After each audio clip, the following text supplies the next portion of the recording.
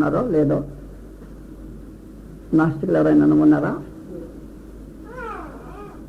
అందరూ నాస్తికులు అంటే దేవుడు లేడు అనేవాళ్ళు ఎవరైనా ఉన్నారా అని ఒక ప్రశ్న.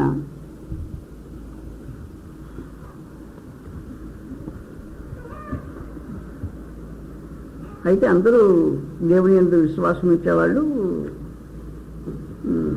భక్తులు అన్నమాటే కదా.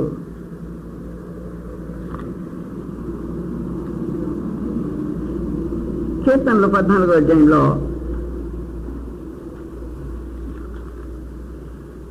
నాస్తికుని గురించి గ్రంథం ప్రస్తావించుతుంది. ఒక తిట్టుతో ప్రారంభించింది. 14వ అధ్యాయం మొదటి వచనం, దేవుడు లేడని బుద్ధిహీనులు తమ హృదయములో అనుకుందరు. ఇదే సమాచారం 53వ అధ్యాయంలో కీర్తనలో తెలియచేయబడింది. 14వ అధ్యాయం ఎలా ప్రారంభమవుతుందో 53వ అధ్యాయం కూడా అలాగే ప్రారంభమవుతుంది. దేవుడు లేడని బుద్ధిహీనులు తమ హృదయములో అనుకుందరు. ఇప్పుడు ఇంటికి దేవుడు లేడు అని అనుకునేవారు నాస్తికులు అన్నమాట.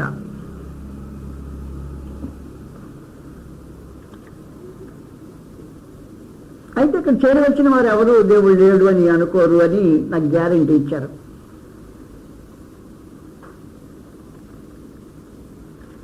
దేవుడు ఉన్నాడు లేడు అనే ఉద్దేశ ఆలోచనతో నీ అభిప్రాయం ఏమో నాకు తెలియదు, కానీ వెనుక ఈ మొదటి క్లాస్ ముగించే వరకుటప్పటికి దాదాపుగా మీలో చాలా మంది నాస్తికులు ఉండాలని తేలిపోతుంది. నాస్తికులు అంటే మీ నిర్వచనం వేరే కావచ్చు. నాస్తికులు అనే దానికి పరమదేవుని గ్రంథము దేవాది దేవుడు తన సొంత నిర్వచనం ఇచ్చాడు. ఒకవేళ ఆ నిర్వచనం ప్రకారము నువ్వు నాస్తికులు కాకపోతే మంచిదే, కానీ ఆయన నిర్వచనం ప్రకారము అనేక మంది నాస్తికులై ఉంటారు. మతస్థులు నాస్తికులై ఉంటారు, పూజ చేసేవారు నాస్తికులై ఉంటారు, దాన ధర్మాలు చేసేవాళ్ళు నాస్తికులై ఉంటారు, ఇంకా అనేకమైన కార్యములు జరిగించేవాళ్ళు నాస్తికులై ఉంటారు. దేవుడు లేడు అని ఆలోచన కలిగిన వారు ఉంటారు. ఇప్పుడు దేవుని గ్రంథం ప్రకారము నాస్తికులు ఎవరు? ఇప్పుడు దేవుడు అంటే ఎవరో ముందు మొట్టమొదటిగా మనం నిర్వచించి, అలాంటి దేవుని లేడు అనేవారు నాస్తికులు ఉంటారు. దేవుడు అంటే ఎవరు ఇంతకీ ఈ ఉద్దేశం ప్రకారము? పరిశుద్ధ దేవుని గ్రంథం ప్రకారము దేవుడు తన సమస్త లక్షణాల్లో పరిపూర్ణుడై, అదృశ్యుడై, అతీతుడై, మానవ దృష్టికి అగోచరుడై, ఆత్మయై, ఉన్నవాడై ఉన్నాడు. వాస్తవానికి బైబిలు దేవుడు ఉన్నాడు అని రుజువు చేయడంతో ప్రారంభించలేదు అని సమాచారం ఇంతకు ముందుగా తెలియజేస్తున్నాను.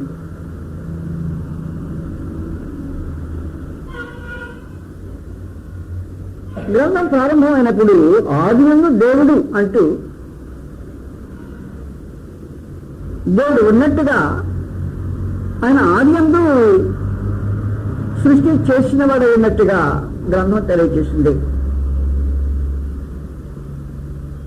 దేవుని గ్రంథం ప్రకారం దేవుడు ఆకాశము భూమి లేదు దృశ్యమైన సృష్టి ఏది లేనప్పుడు ఉన్నవాడు అనే సమాచారము గ్రంథం తెలియజేసింది. కీర్తన 90వ అధ్యాయంలో ఆదికాండం రాసిన మోషే మాట్లాడుతున్నాడు. ఆదియందు దేవుడు భూమి ఆకాశం సృజించనని పలికిన మనిషి ఇప్పుడు కొంచెం దూరం వెనకెళ్ళి ఆదిగా ముందు సంగతి మాట్లాడాడు. కీర్తన 90వ కీర్తన మొదటి నుండి, ప్రభువా తరతరములు మాకు నివాస స్థలము నీవే, పర్వతముల పుట్టక మనపు, భూమిని లోకమును నువ్వు పుట్టింపక మనపు, యుగయుగములకు నీవే దేవుడవు.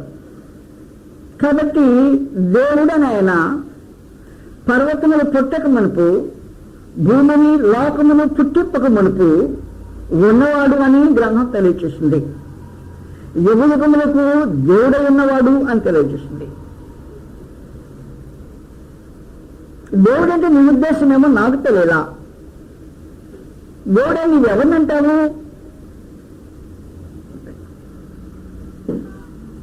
దేవుడనానికి అర్థం ఏంటి? అసలు దేవుడు అంటే ఏంటి నీ ఉద్దేశంలో? నీకేం భావన వచ్చింది? దేవుడు దేవుడు దేవుడు అన్నావు. దేవుడు అంటే ఒక భావన కలగాలి కదా. మనిషి మనిషి మనిషి అన్నావు. మనిషి అంటే నీకు ఒక భావన కలిగింది. నువ్వు మనిషి కనుక ఓహో నాలాంటి వాడు అనుకునే ఒక తలంపు కలుగుతుంది. మనిషి అంటే నాకులాగా ఉంటాడు అనే ఆలోచన నీకు వస్తుంటుంది. కాబట్టి మనిషి అంటే నీకు సంపూర్ణంగా తెలియకపోయినా మనిషి అనే దానికి ఒక అవగాహన, ఒక భావన, ఒక తలంపు, ఒక తత్వం ఉంది. మనిషి మనిషి అని మనం అలాగంటున్నామో అలాగే దేవుడు దేవుడు అంటున్నాం. దేవుడు అంటే నీ ఉద్దేశం ఏంటి? ఎవరిని దేవుడు అంటున్నావు నువ్వు?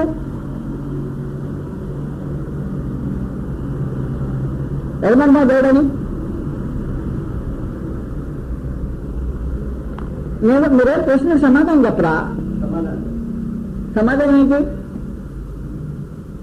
ఎవరిని దేవుడేది మీరు?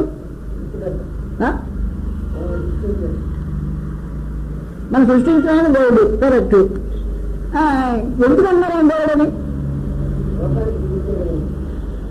సృష్టించిన వాడు దేవుడు అన్నారు. ఎందుకన్నారు దేవుడు అని ఆయన?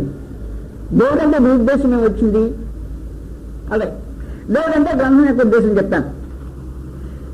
మీకు అనేక రకాల ఆలోచన ఉండొచ్చు.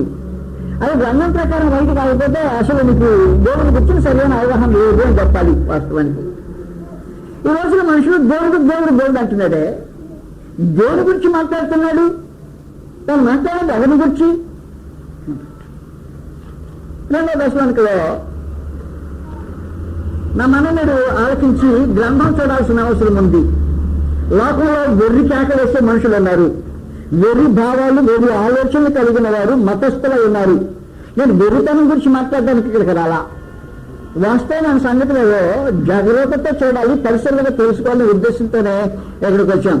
2వ దశలోనికి పత్రికలో 2వ అధ్యాయంలో ఆయన సంగతి మాట్లాడుతున్నాడు. దేవుడని ఎవరిని అంటారో ఒక చిన్న టిప్పు అక్కడ మీకు చూపిస్తున్నాడు.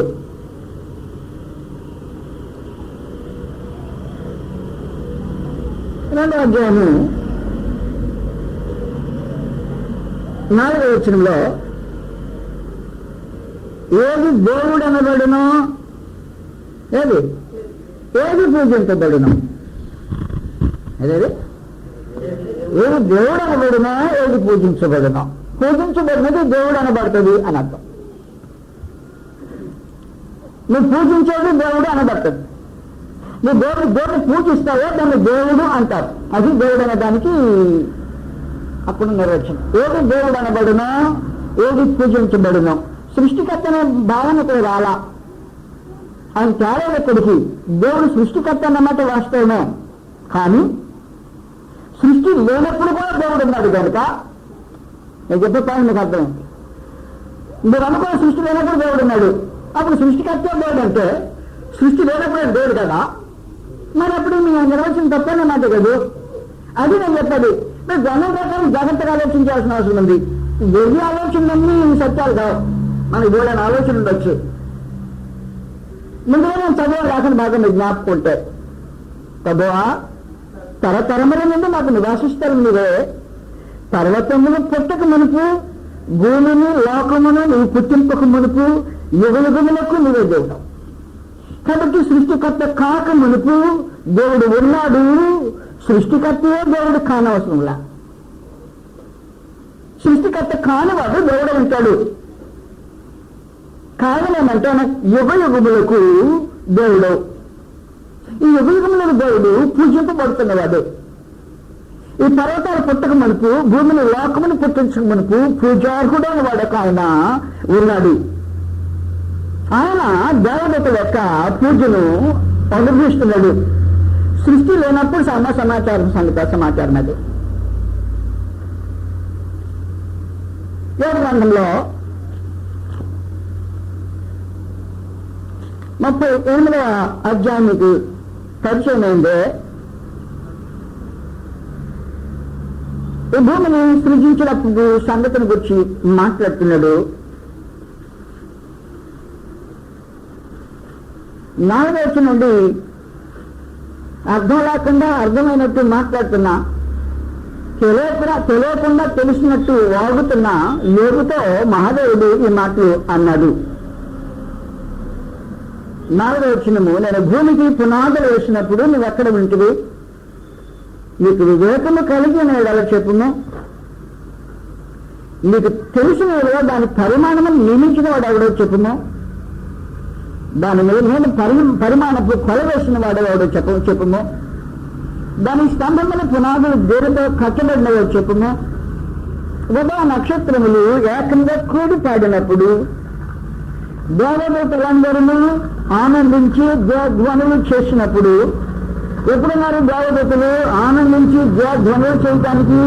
భూమికి పునాదులు వేసేటప్పుడే ఉన్నారు. అంటే సృష్టికి ముందు ఉన్నారన్నమాట కాదు. ఈ భౌతికమైన సృష్టికి ముందు దేవదూతలు ఉన్నారన్నమాట కాదు. ఏం చేస్తుంటారు వాళ్ళు? మహాదేవుని పూజిస్తుంటారు, స్తుతించుతుంటారు. కాబట్టి వాస్తవానికి దేవుడు అనే దానికి నిర్వచనము పూజింపబడు. సృష్టికర్త కాదు. సృష్టికర్త కాకపోయినా ఆయన దేవుడే. సృష్టికర్త కాక మనకు పూజార్హుడై ఉండి ఆయన దేవుడు ఉన్నాడు. దేవుడు అంటే పూజింపబడవాడు అని అర్థం. అదే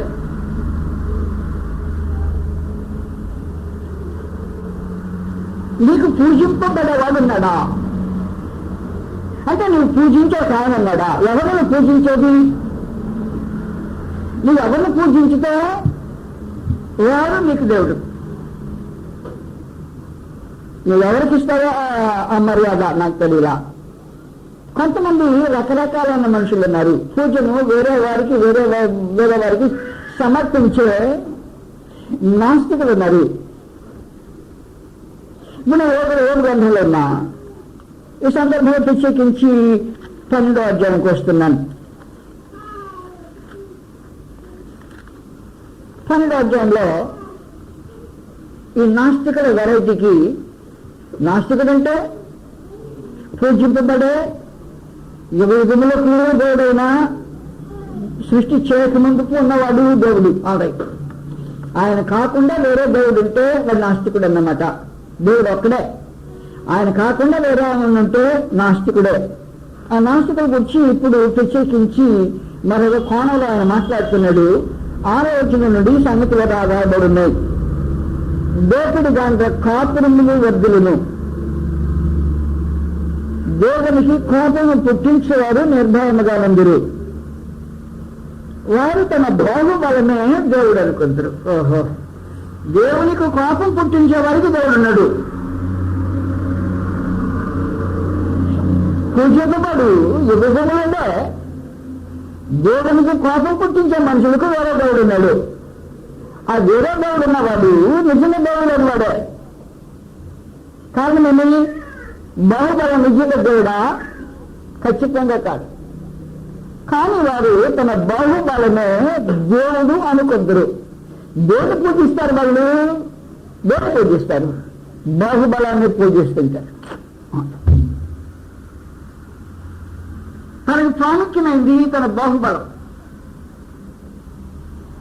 ఈ బాహుబలం మీద తన విశ్వాసాన్ని కట్టుకొని దాన్ని పూజకు అర్హమైనదిగా ఎంచుకొని అసలైన పూజింపబడే దేవునికి కోపం పుట్టించుతుండే మనుషుని గురించి మాట్లాడాడు. అలాంటి వారు నిజమైన దేవుడు లేని వారే. గ్రంథం ప్రకారము అలాంటి వారు నాస్తికులు. ఎవరు నాస్తికులు? బాహుబలము తమకు దేవుడు ఎంచుకునేవారు దేవుడు లేని వారే. ఎందుకు? వారు దేవునికి కోపం పుట్టిస్తారు కాబట్టి. దేవుని కోపం పుట్టించేవాడు దేవుని ఎలా కలిగి ఉంటాడు? కలిగి ఉండేదానికి అవకాశం. అందువల్ల ఒకవేళ ఇక్కడ ఎవరో లేరనుకుంటా ప్రస్తుతానికి, బాహుబలము దేవుడు అనుకునేంత పెద్ద బలశాలు ఎవరు లేరు కదా ఇక్కడ. అందువల్ల మీలో ఎవరు ఇలాంటి ఒక దోషానికి, ఇలాంటి ఒక పాపానికి దోషులు కారని నేను నమ్ముతున్నా. కాబట్టి ఈ విషయంలో ఒకరు మీరు నాస్తికులు కాకుండానే పోవచ్చు. కానీ తమ బాహుబలము దేవుడు అనుకునే మనుషులు నాస్తికుల గ్రంథం ప్రకారము దేవుని కోపం పుట్టిస్తుంటారు. నాస్తికుల వారైతే 3. ముందు హృదయంలో దేవుడు లేడు అనుకునేవాడు 1. 2 బాహుబలమే దేవుడు అనుకునేవాడు 2. నాస్తికులు 3వ వెరైటీ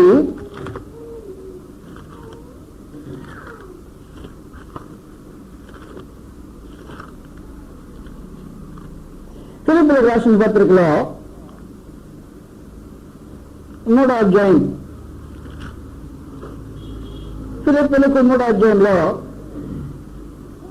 దేవుడు కాని వారిని దేవుడుగా కలిగిన మనుషులు ఉన్నారు. గ్రంథం అలాంటి వారిని నాస్తికులు అంటది. 3వ అధ్యాయానికి వచ్చాం. ఫిలిప్పీయులకు రాసిన పత్రిక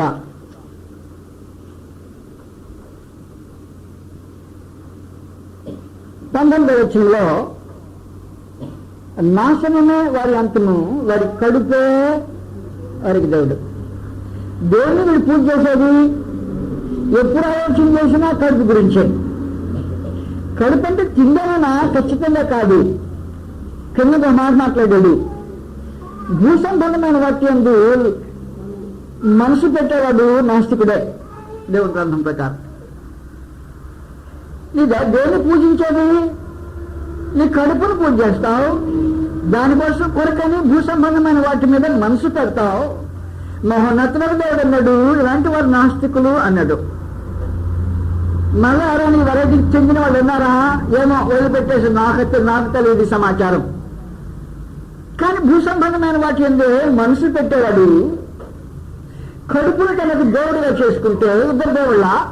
దేవుడు ఎంతమంది? దేవుడు ఒక్కడే. ఇప్పుడు కడుపు దేవుడైతే దేవుడు అయిపోయాడు. దేవుడు తన స్థానంలో నుంచి నెట్టివేయబడి కడుపును ఆ స్థలంలో తీసుకుపడ్డాడు. ఇప్పుడు దేవుడు తన స్థితిలో నుంచి నెట్టివేయబడ్డాడు ఆ మనిషికి.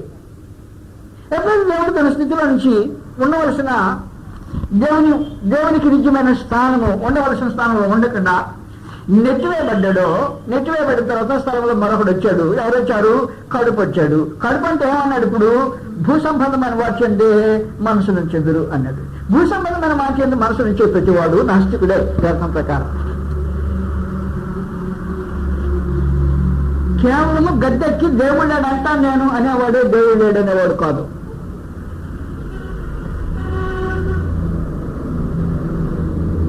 మహోన్నతుడు దేవుడు తనకంటే స్థలం లేదో, తను నిరాకరించుతున్న మనుషులు ఎవరో, దేవుడిగా తన గుర్తింపు ఎక్కడ లేకుండా ఉందో వారిని గురించి మాట్లాడుతున్నారు తన గ్రంథంలో.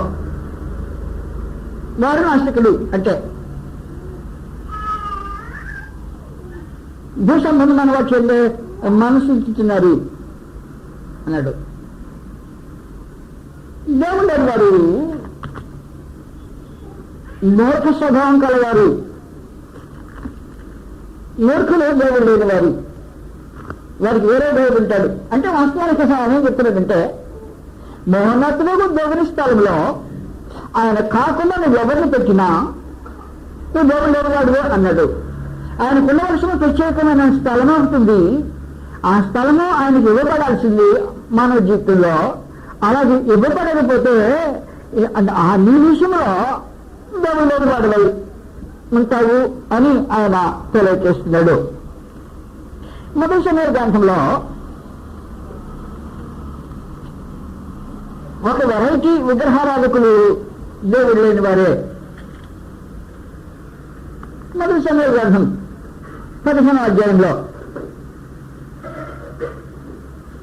దేవుని మనసును ఎరుగుకుండా దేవునితో సహవాసం చేయాలని కోరుకున్నా, దేవుని యొక్క తత్వం తెలియకుండా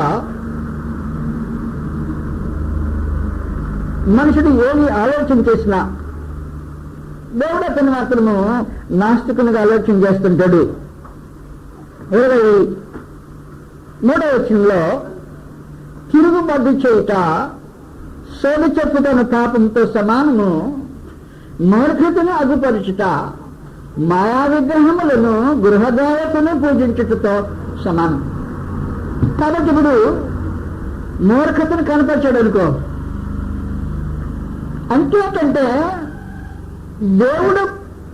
దేవుని కలిగిన వాడు ఏ పనులు చేయలేడో సంగతి చెప్పేశాడు.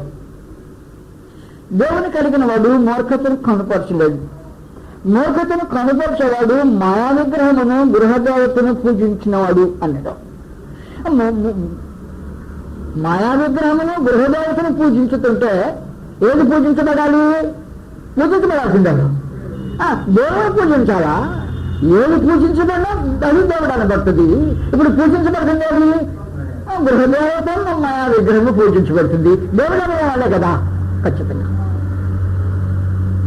గృహదేవతను మాయా విగ్రహమును పూజించేవాడు దేవుడు లేని వారే. పూజను అందదగిన వాడు దేవుడు మాత్రమే. దాని స్థలంలో మాయా విగ్రహమును గృహదేవతను పూజించితే అర్థం ఏంటి? నాకు దేవుడు ఇవే మాయా విగ్రహంలే, గృహదేవతలే, దేవుడు లేడు మీదట అన్నమాట. కాబట్టి ఒక మూర్ఖుడు, మూర్ఖ ప్రవర్తన కలవాడు దేవుని గ్రంథం ప్రకారమే నాస్తికుడు. నాస్తికుడు అంటే తాను. ఒకవేళ నీకు ఈ వెరైటీ ఉందో లేదో నాకు తెలియదు, కానీ మూర్ఖులందరూ విగ్రహారాధకున్న నాస్తికులే. దేవుని విశ్వాసం ఇచ్చేవారు మూర్ఖులై ఉండరు. అది విశేషమైన సంగతి.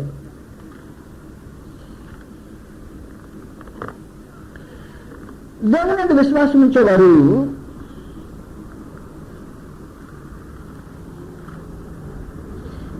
కొలస్సీలకు రాసిన పత్రికలో ప్రత్యేకమైన వెరైటీ అన్నమాట. 3వ అధ్యాయము, కొలస్సీ 3వ అధ్యాయంలో 5వ వచనం మీకు తెలిసిందే. కావున భూమి మీద ఉన్న ఈ అవయవములను అనగా జారత్వమును, అపవిత్రతను, కామాతురతను, దురాశను, విగ్రహారాధన అయిన ధనాపేక్షను అన్నాడు. ధనాపేక్ష పరుడు దేవుడు లేని వాడే. ఎందుకు? తాను ఆరాధించే ఒక దేవత ఉంది.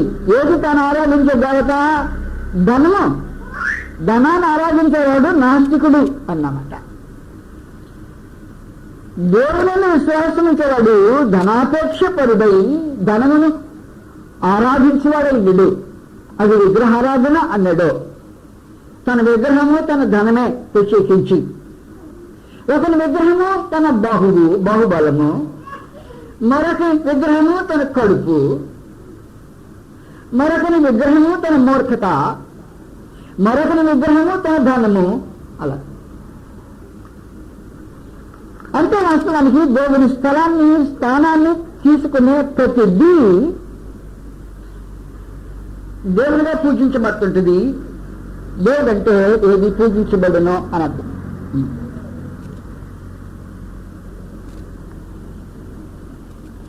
నాస్తికత్వానికి తీతుపత్రిక 1వ అధ్యాయంలో క్రీస్తు సంఘం వాళ్ళు కూడా దోషులై ఉండే అవకాశాన్ని గురించి మాట్లాడాడు. తీతు 1వ అధ్యాయము, క్యారెక్టర్ లేదనుకో, నీకు భక్తికి తగిన శీలం లేదనుకో, నాస్తికుడిగా అన్నాడు గ్రంథం. భక్తులం అంటే దేవుని మీద విశ్వాసం అంటే దేవుని పూజించితే దేవుని పూజకు సంబంధించిన ఒక ప్రత్యేకమైన శీలం ఉంటుంది, దానికి సంబంధించిన గుణం ఉంటుంది. ఇక్కడ దేవుని నుండి భయభక్తులు కలవాడు అనే ఒక గుర్తింపు ఉంటుంది. మనిషి తన శీలం వల్ల ఈ గుర్తింపును పొందుతుంటాడు. తీతు 1వ అధ్యాయంలో 16వ వచనం సంగతి రాబడింది.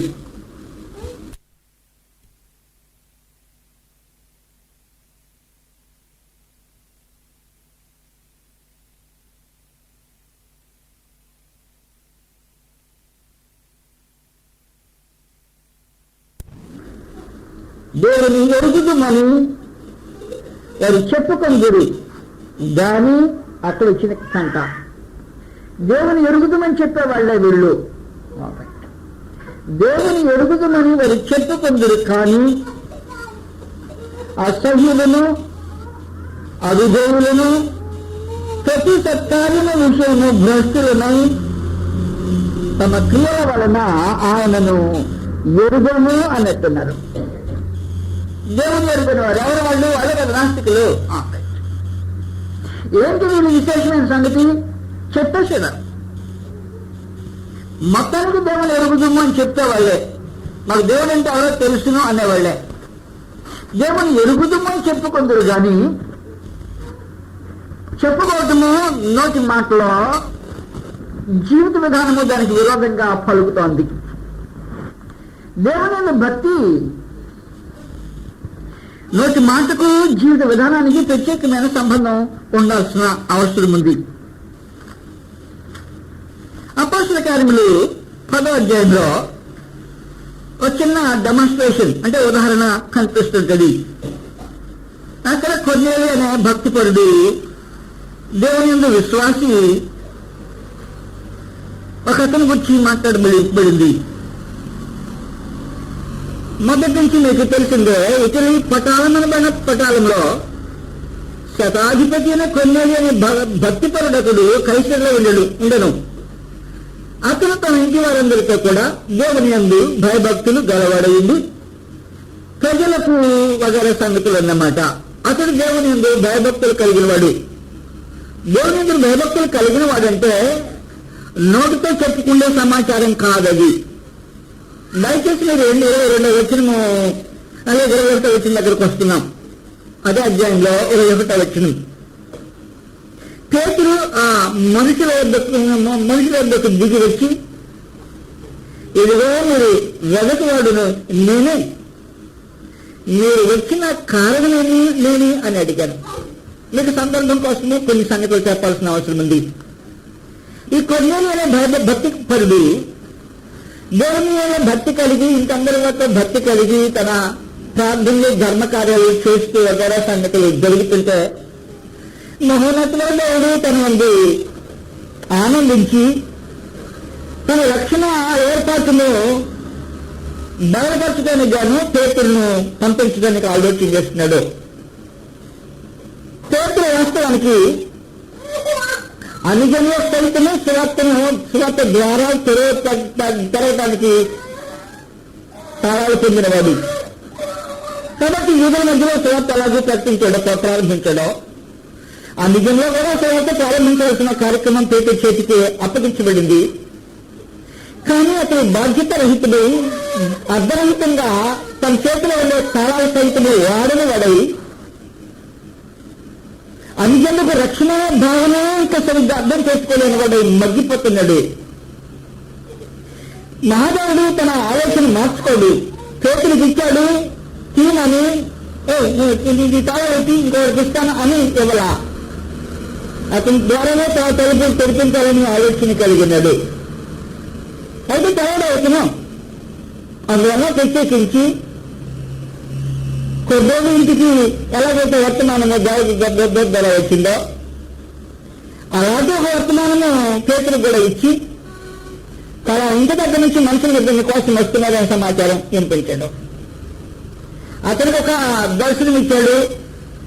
దానికి అర్థం చెప్పాడు. నువ్వు దిగళ్ళు నీ కోసం మనుషులు వస్తున్నారు అని చెప్పాడు. అంతవరకు కొద్ది ఇంటి దగ్గర నుంచి మనుషులు పేతురు వెతుక్కుంటూ వచ్చిన వారు అక్కడ ఆ స్థలంలో చేరారు. పేతురు కిందకి దిగొచ్చాడు మేడ గదిలో నుండి.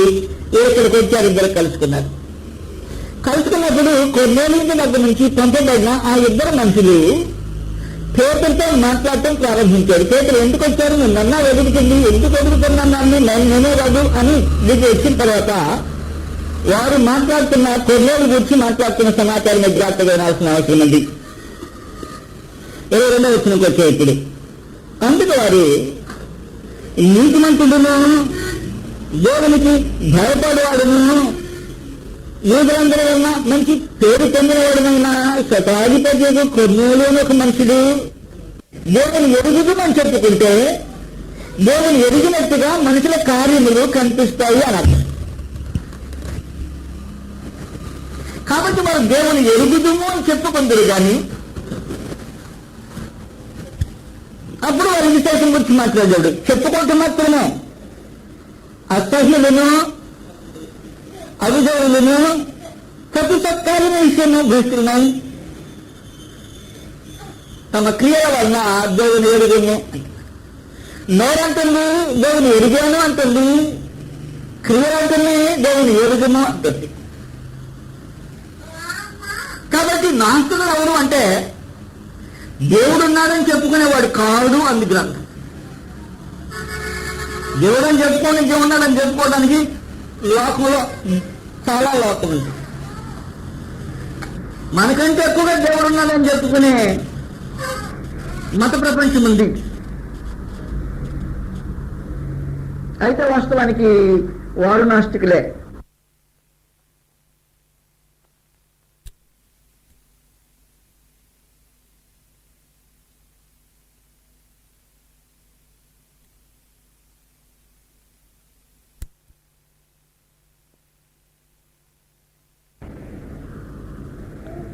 రోమీయులకు రాసిన పత్రిక 1వ అధ్యాయం.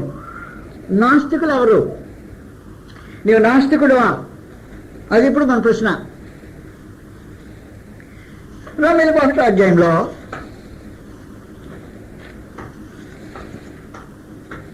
నాకు మొట్టమొదట చెప్పిన భావంలో నాస్తికులు ఎవరైనా ఉన్నారంటే ఎవరు లేరు అనుకున్నదే దిగుతున్నప్పటికీ ఉన్నారనిపిస్తుంది కదూ. నాస్తికులు ఉన్నారు అనిపిస్తా ఉంటుంది. ఖచ్చితంగా అది యథార్థ హృదయం అయితే అనిపిస్తుంది. అది కూడా లేకపోతే నేను ఇంక చెప్పలేను అనుకో. కానీ యథార్థ హృదయం అయితే నాస్తికులు అంటే ఇలాగ నా గ్రంథం ఇలాగ ఉంటుందా? కరెక్ట్. దేవుడు లేడని ప్లాట్ఫారం ఎక్కి చెప్పక్కర్లా, నేను దేవుడు లేనివాడను అని వాదాడక్కర్లా. దేవుడన్నా నాకు రుజువు చూపించు, నేను నమ్ముతాను అనక్కర్లా. అలాంటి వారే నాస్తికులే కాకర్లా.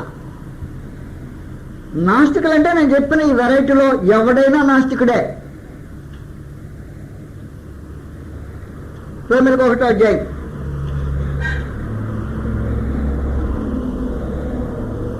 20వ వచనం నుండి,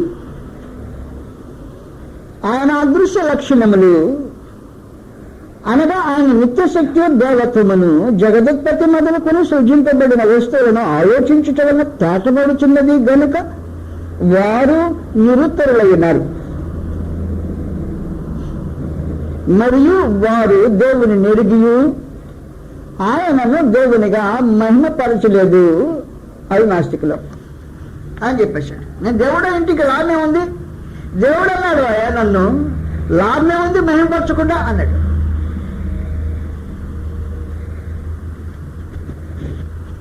దేవుని ఎరిగియూ దేవునిగా మహింపరచలే. వారేమో తమ క్రియల వలన దేవుడు ఉన్నాడని చెప్పుకుంటూ తమ క్రియల వల్ల దేవుని ఎరుగుము అన్నట్టున్నారు. వీళ్ళు వారు దేవుని ఎరిగియూ దేవునిగా మహింపరచలేదు. ఎవరు నాస్తికుడా? గ్రంథం ప్రకారము దేవుని ఎరిగిన తర్వాత దేవునిగా మహిమపరచిన వాడు దేవుడు లేడన్నవాడే.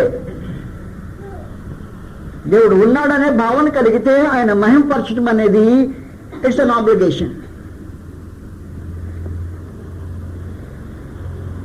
You're expected to do it.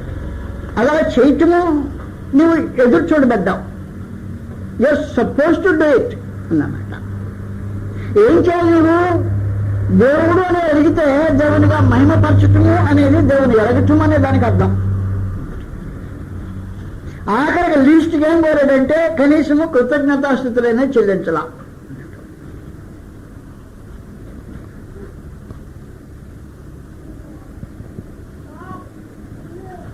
చెప్పేశాడు దేవుని ఎరుగుటం అంటే. దేవుడు ఉన్నాడంటే దాని అర్థం చెప్పాడు.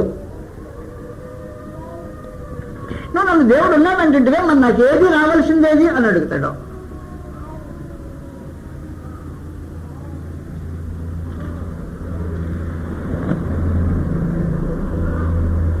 నెక్స్ట్ 23వ వచనంలో దేవుని స్వరూపాన్ని మార్చేశారు. దేవుడు అసలు దేవుని రూపమే మార్చేశాడు. వారు అక్షయుడుగు దేవుని మహిమను క్షయమగు మనుషుల యొక్క, పక్షుల యొక్క, చతుష్పాద జంతువుల యొక్క, పురుగుల యొక్క ప్రతిమా స్వరూపమునకు స్వస్వరూపముగా మార్చింది. ఈ హేతువు చేత వారు తమ హృదయముల దురాశను అనుసరించి తమ శరీరములు పరస్పరము అవమానపరుచుకున్నట్టు దేవుడు వారిని అపవిత్రతకు అప్పగించును అన్నాడు. దానియేలు గ్రంథం 5వ అధ్యాయంలో దేవుడు లేని పరిస్థితి ఎలాగుంటుందో తెలియజేశాడు. నాస్తికులు ఎవరు? నాస్తికులు నీ నిర్వచనం ప్రకారమే నాస్తికులు కాదు. దేవుని గ్రంథంలో ప్రత్యేకమైన నిర్వచనం ఒకటి ఉంది. దాని ప్రకారం నాస్తికులు 5వ అధ్యాయంలో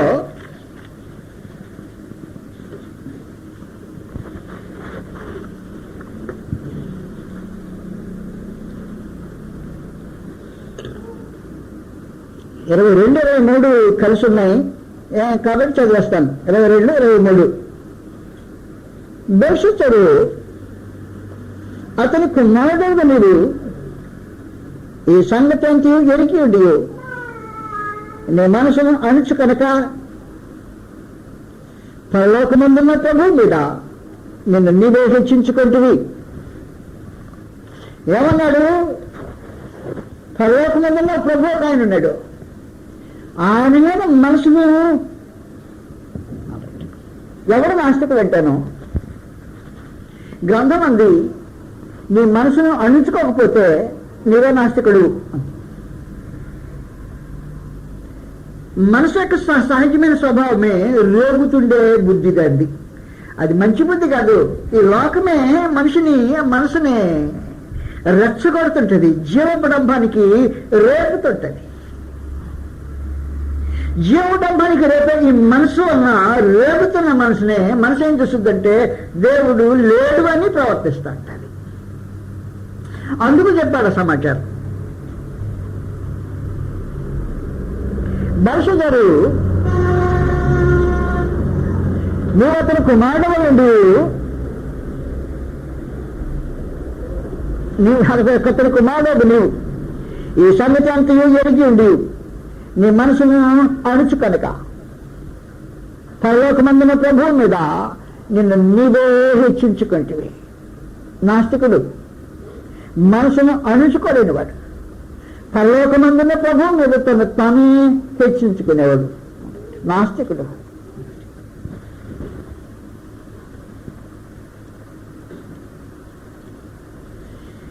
నీ ప్రాణము సకల మార్గాలు దేవుని వశములో ఉన్నాయని నీకు తెలియకపోతే నీవే నాస్తికుడు. చివరిగా మాట్లాడాడు సంగతి 23వ వచనం చివరి భాగంలో. కానీ సందర్భం కొరకు మళ్ళీ చదివేస్తే ఎట్లనగా నీవును నీ అధిపతులను నీ రాణులను నీ ఉపపత్నులను దేవుని ఆలయ సంబంధమైన ఉపకరణములో ద్రాక్షరసం పోసి త్రాగవన్న వాటి తెచ్చించుకొని వాటితో త్రాగుచు చూడమైనను వినమైనను గ్రహింపనైనను చేత గాని వెండి బంగారు ఇత్తడి ఇనుము కర్ర రాయి అని వాటితో చేయబడిన దేవతను స్తుతించుడు గాని నీ ప్రాణమును నీ సకల మార్గమును ఏ దేవుని వశంలో ఉన్నవో ఆయనను నీవు ఘనపరచలేదు. నాస్తికుడు.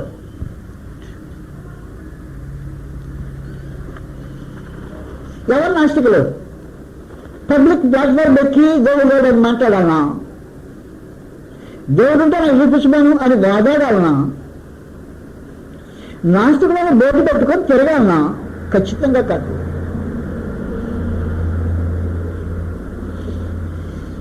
ఆయన చెప్పిన వెరైటీలో ఏదొక్కటున్నా నువ్వు నాస్తికుడే. వీటన్నిటికంటే క్రైస్తవ మతానికి ప్రత్యేకమైన నాస్తిక సూత్రం చెప్పేశాడు. ఎవడు నాస్తికుడు?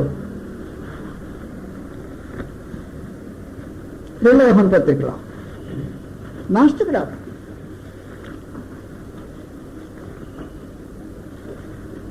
రెండో యోహాను పత్రిక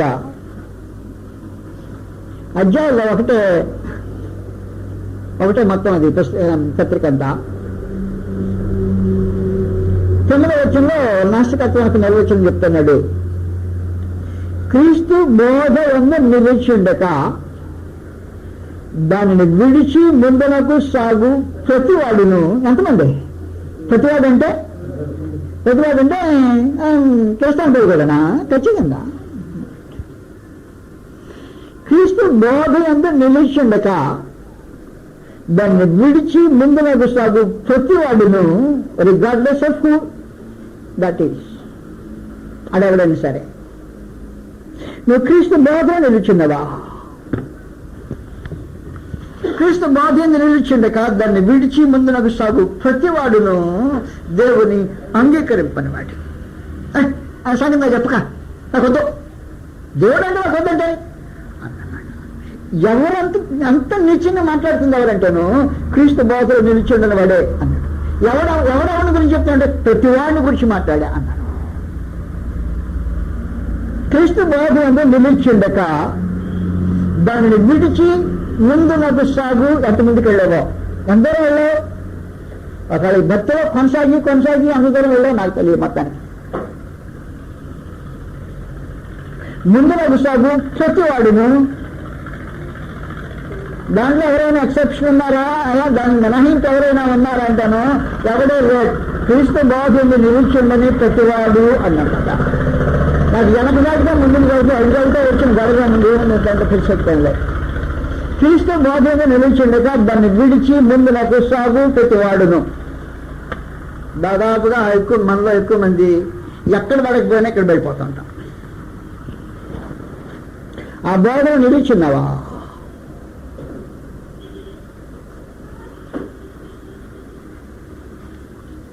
ఈ మధ్యలో కీసంగలో దళిబోధ మొదలైంది.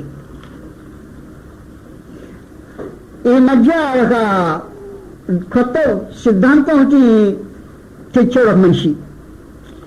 ఈ ఊర్లో కూడా కొంత మూలం తగలబడినట్టు నేను విరికిడి విన్నా. దాని పేరేంటంటే రియలైజ్డ్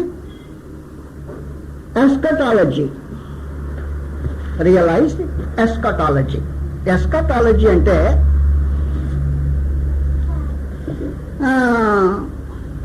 అంతిమ శాస్త్రం. అంటే పునర్ధానము, రాకడ, తీర్పు, ఈ వగేరా ఉన్నాయి చూసారు, అవన్నమాట. పునర్ధానము, రాకడ, తీర్పు అయితే లోకాంతము, యుగాంత సంబంధమైన శాస్త్రం అంటారు. దాన్ని ఏమంటారంటే రియలైజ్డ్ ఎస్కటాలజీ అంటారు. ఈ శాస్త్రం ఏం చెప్తుందంటే క్రీస్తు శకం 70వ సంవత్సరంలోనే క్రీస్తు సంఘం అని చెప్పే సిగ్గుది నేను మాట్లాడుతుంది. ఇప్పుడు ఎవడో చెప్తే కాదు, క్రీస్తు సంఘం అని పేరు పెట్టుకుని చూసావు, మేమే నిజమైన సంఘం, మేమే ఒరిజినల్ అసలు అన్నది చూసావు. ఆ దొంగలు దొరికిపోయిన సంగతి మనం చెప్పేది ఇంకెవరికి సంగతిగా మాట్లాడుతుంది. అది క్రీస్తు శకం 70వ సంవత్సరంలో యెరూషలేము నాశనం అయినప్పుడే రెండో రాకడ జరిగిపోయింది, పునర్ధానం జరిగిపోయింది, ప్రవచనాలు నెరవేరిపోయింది, ఇంకా తీర్పు జరిగిపోయింది అని. అది మధ్యలో వివాదం జరుగుతోంది. మీకు పునర్ధానం పిలుపు అనే పత్రిక ఏమైనా వస్తుందా? దాంట్లో ఈ గొడవలు వస్తూ ఉన్నాయి. మీరు చూస్తే ఒకవేళ దాని మీద సహోదరులు క్రీస్తు బోధ నిలిచిండ వారు సంగతులు మాట్లాడుతున్నారు. వాస్తవాలేంటో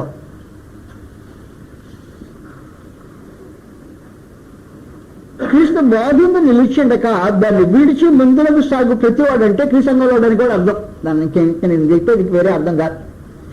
క్రీస్తు సంఘాన్ని పేరు పెట్టుకుని క్రీస్తు బోధ నువ్వు నిలిచిండకపోతే దాని అర్థం ఏంటో నువ్వు నాస్తికుడు అని అర్థం.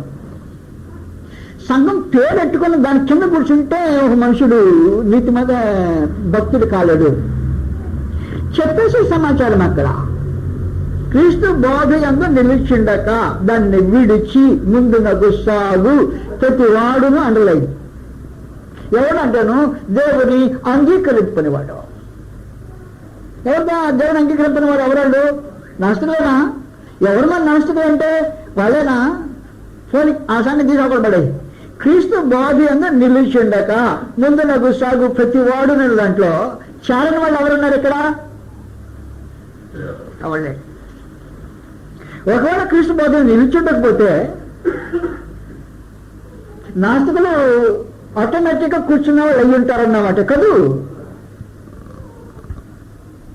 క్రీస్తు బాధ నిలిచిండక దాన్ని విడిచి ముందునకు సాగు ప్రతి వాడును దేవుని అంగీకరింపనివాడు.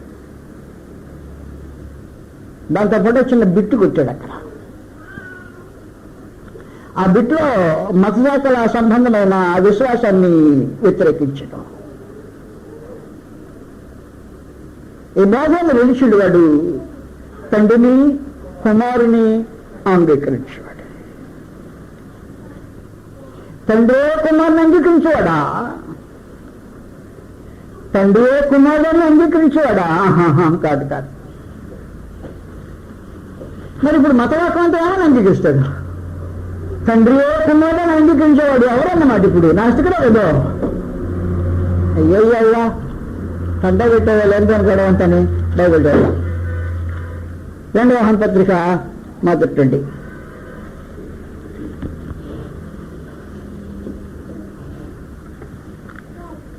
2వ వచనం. నేనును యోహాను నేను మాత్రమే గాక సత్యమును ఎరిగిన వారందరూ. ఒకరా ఇద్దరా? ఎంతమంది అయితే సత్యాన్ని ఎరిగారో వారందరూ. నేను మాత్రమే కాక సత్యమును ఎరిగిన వారందరూ ఏం చేస్తున్నారు ఇప్పుడు? మనలో నిలుచొచ్చు మనతో ఎల్లప్పుడూ ఉండు సత్యమును బట్టి మిమ్మును నిజముగా ప్రేమించుచున్నాను. 3వ వచనంలో సత్య ప్రేమలు మన యందు ఉండగా ఏమేమున్నాయి? సత్యం ఉంది, ప్రేమ ఉంది, 2 ఉన్నాయి. సత్యం ఉండి ప్రేమ లేని మనుషులు ఉన్నారు, ప్రేమ ఉండి సత్యం లేని మనుషులు ఉన్నారు లోకంలో. కానీ ఈ కాంబినేషనే అది కాదు ఇది కాదు. సత్యము ప్రేమ 2 మన యందు నిలిచిండగా. సత్య ప్రేమలు మన యొద్ద ఉండగా తండ్రి అయిన దేవుని యొద్ద నుండి తండ్రి యొక్క కుమారుడైన యేసుక్రీస్తు వద్ద నుండి. ఆ సంగతి అంత తేటగా మాట్లాడాడు. ఆ పరిచయం చేసి యేసుక్రీస్తు ప్రభు అంటే ఎవరో చెప్పి ఆయనే ఈయనకు వచ్చాడనే భావన కలిగిన వాడు కాదబ్బాయి, నేను మాట్లాడుతుంది సత్యం ఉండాలి, ప్రేమ ఉండాలి. ఆయనే ఈయనలా వాడికి ప్రేమ ఉండొచ్చు, సత్యం లేదు. ఒకడు సత్యం ఉన్న వాడికి కనీసం ప్రేమ కూడా లేకుండా మూర్ఖంగా ఉండొచ్చు, అది వేరే సంగతి. కానీ ఇప్పుడు సత్యం ప్రేమలో మన యొద్ద నిలిచిండగా తండ్రి అయిన దేవుని యొద్ద నుండి తండ్రి యొక్క కుమారుడైన యేసుక్రీస్తుని వద్ద నుండి అని మాట్లాడి మీకు కృపయు కనికరమును సమాధానమును తోడగును అని చెప్పి 9వ వచనంలోనే క్రీస్తు బాధ ఎందు నిలిచిండక దాన్ని విడిచి ముందు సాగు ప్రతి వాడును దేవుని అంగీకరింపనివాడు. ఆ బాధ ఎందు నిలిచిండు వాడు తండ్రిని కుమారుని అంగీకరించేవాడు. ఎవడండి బోధపేతం వద్దకు వచ్చినాడలా వాడిని మీతో చేర్చుకునేవద్దు. అంటే ఇప్పుడు శుభమని చెప్పింది వాళ్ళ కోసం వాళ్ళకి వాళ్ళకి కాదన్నమాట. ఇప్పుడు శుభమని చెప్పి రాసింది ఎవరి కోసము, ఎవరిని కాదు అని అంటాను కదా. శుభమని చెప్పనే వద్దన్నట్టు. ఎవరికి శుభము? శుభం ఎవరికి? కాబట్టి శుభమని గ్రంథంలో ఎవరికైతే చెప్పబడిందో వారందరూ ఆ సిద్ధాంతాలు ఆ డాక్టర్ విశ్వాసాన్ని అనుసరించారు అన్నమాట కదా. ఎమోషన్ 1వ అధ్యాయం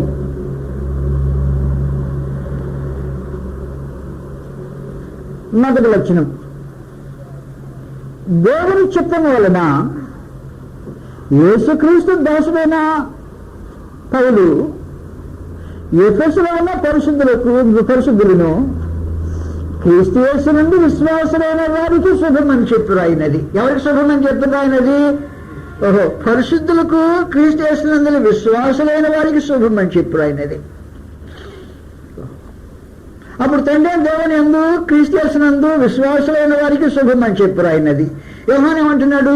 అలాంటి విశ్వాసం ఎవరికైనా లేకపోతే శుభమనే చెప్పొద్దు అన్నాడు. ఏ కథ అంటాను? వాడు నాస్తికుల కథ అంటాయా అని అడిగాడు. ఏమో నాస్తికులు దేవుడే ఉన్నారని బలం గుద్ది పగలగొడతాడు, గుండె పగలగొట్టుకుని బాగు చేస్తాడు. ఏదో దేవుడు లేడని అంటాను అంటాను. నీకు తెలియదు, ఆయన నిర్వచనం ఇది అన్నాడు. దేవుని నిర్వచనాన్ని బట్టి మనుషుడు రైట్ అయ్యి ఉండాలా. రేపు తెరిచి చూచేదే ఈ గ్రంథం. గ్రంథంలో రాయబడిన ప్రకారం మనుషులు తీర్పు పొందబోయే సమయంలోనే పరీక్ష పెట్టాడు, పేపర్ దిద్దాడు టెక్స్ట్ బుక్ బట్టి. టెక్స్ట్ బుక్ అలా ఉండే సంగతిలో ఒకళ్ళు నువ్వు గైడ్ చదివేమో, గైడ్లో ఏమున్నాయో నాకు తెలియదు. ఇక మెచ్చ అయ్యా మా గైడ్లో అట్టుంటే పోయామంటే ఒప్పుకో టెక్స్ట్ బుక్ అయినా. పరీక్ష పేపర్కే ప్రశ్నకి జవాబులు టెక్స్ట్ బుక్ ఆధారంగా జవాబులు సిద్ధపరచబడుతుంటాయి, గైడుని బట్టి సిద్ధపరచబడి ఉండవు. టెక్స్ట్ బుక్లో ఉన్న దాని ప్రకారము, రాయబడిన దాని ప్రకారం. ఈ పరిస్థితుల్లో నాస్తికులు అనేవాళ్ళు లోకంలో చాలా మంది ఉన్నారు. ఆ మాటకు వస్తే నాస్తికులని ధైర్యం చెప్పుకునే వాళ్ళే చాలా అరుదుగా ఉన్నారు. భక్తులని చెప్పుకునే వాళ్ళు ఎక్కువ మంది నాస్తికులు ఉన్నారు. నాస్తికత్వము మొదట్లో నేను చెప్పినట్టుగా హృదయంలో ఆలోచన చేసిన దేవుడు లేడని అనుకున్న నాస్తికుడే.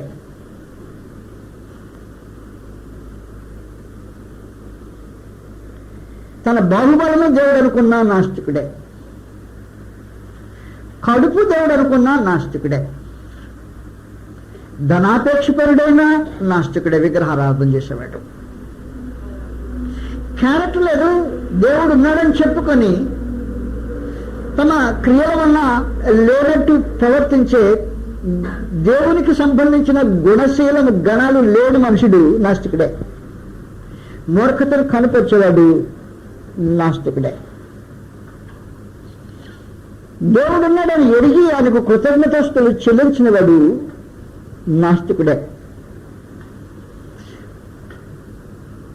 నీ ప్రాణము సకల మార్గాలు ఎవరి చేతిలో ఉన్నాయో ఆ సంగతిని గ్రహించకుండా నీ మనసు అణుచుకొని పెట్టేవాడు నాస్తికుడే.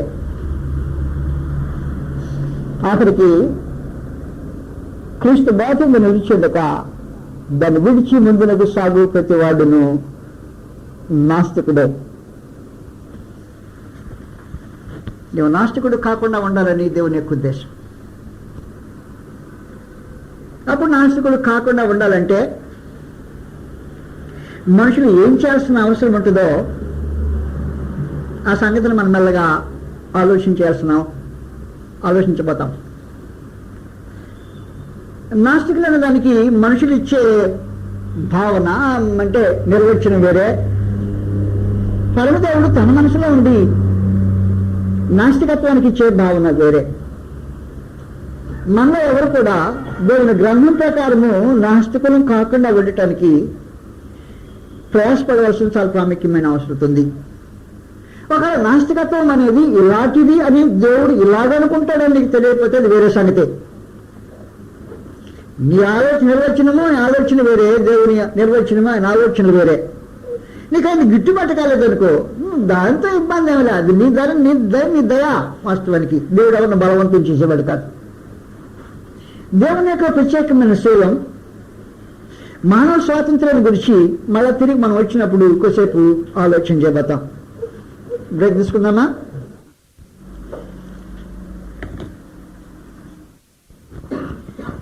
అసలు దేవుడు అంటే మీకు సరైన అవగాహన వచ్చిందో లేదో నాకు తెలియలా. దేవుడు సృష్టికర్త అనే భావన సంపూర్ణమైంది కాదు అనుకున్నాం. దేవుని ఉనికికి ఆయన సృష్టికి సంబంధం లేదు. సృష్టి లేకపోయినా దేవుడు ఉన్నాడు, సృష్టి లేకపోయినా దేవుడు ఉన్నాడు. సృష్టి ఉంటేనే దేవుడు సృష్టికర్త కనుక దేవుడు అనే భావన సరైనది కాదు. అది మనసులో నుంచి తీసివేయబడాల్సిన అవసరం ఉంది. దేవుడు అంటే పూజింపబడేవాడు, కానీ దాని అర్థం ఏంటో మళ్ళీ జాగ్రత్తగా చూడబోతాం.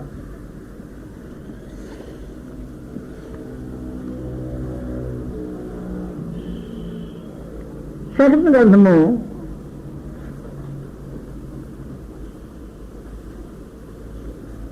4వ అధ్యాయంలో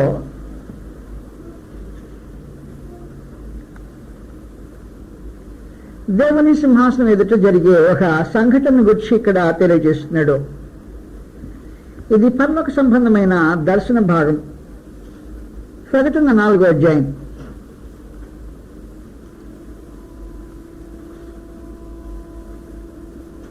దేవుడు పూజింపబడువాడు అనే సంగతి వివరించబడుతుంది.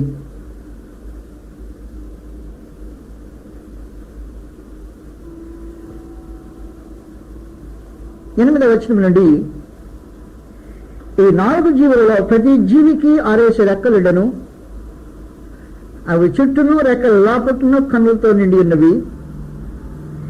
అవి భూత వర్తమాన భవిష్యత్కాలములలో ఉండు సర్వాధికారియు దేవుడినగు ప్రభు పరిశుద్ధుడు పరిశుద్ధుడు పరిశుద్ధు అని మానక రాత్రింబగళ్ళు చెప్పుచుండు. అంటే పూజనీయుడు అన్నమాట దాని అర్థం. దేవుడు పూజనీయుడు అని సమాచారం మాట్లాడుతున్నాడు. ఆ సింహాసనం నందు ఆశ్రయుడయండి యుగయుగములు జీవించుతున్న వానికి మహిమయు ఘనతయు కృతజ్ఞతాస్తులను కలుగునుగాక. అవి దేవుడు పొందదగినవి అన్నమాట. ఏమేమి పొందదగిన వాడు? కాబట్టి మహిమయు ఘనతయు కృతజ్ఞతాస్తులను పొందనర్హుడు అని కలుగునుగాకని ఆ జీవులు కీర్తించుచుండగా ఆ 24 పెద్దలు సింహాసనం మీద ఆశీనుడైన వాని ఎదుట సాగిలపడి యుగయుగములు జీవించుతున్న వానికి నమస్కారం చేయొచ్చు. ప్రభువా మా దేవ, నీవు సమస్తమును సృష్టించితివి, నీ చిత్తమును బట్టి అవి ఉండెను. సృష్టి ఎందుకున్నది? దేవుని చిత్తమును బట్టి ఉంది. దేవుని చిత్తము బట్టి సృష్టి చేయకముందు దేవుడు ఉన్నాడన్నమాటే కదా. దేవుని చిత్తమును బట్టి ఉన్నాయి, కానీ దేవునికి అలాంటి చిత్తం ఒకటి కలగకముందు ఆయన ఉన్నాడన్నమాటే కదా. కాబట్టి మీరు ఎప్పుడు దేవుడంటే సృష్టికర్త అనే భావన సంపూర్ణమైన భావన కాదు. దేవుడు పూజార్హుడు అనే భావన సరైన భావన. దీనిలో ఆయన దేవుడు అంటే మహిమయు ఘనతయు కృతజ్ఞతాస్తుతులు తగిన వాడు అని అర్థం.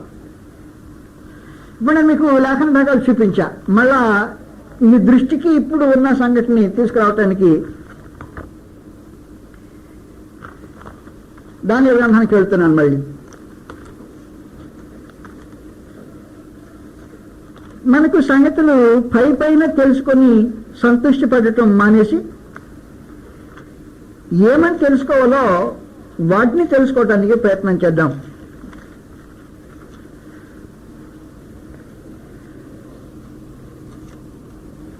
ఐదవ అధ్యాయంలో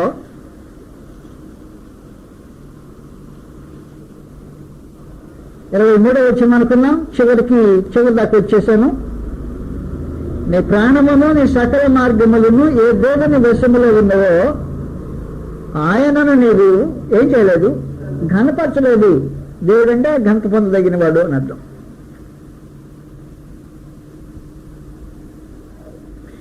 రైట్.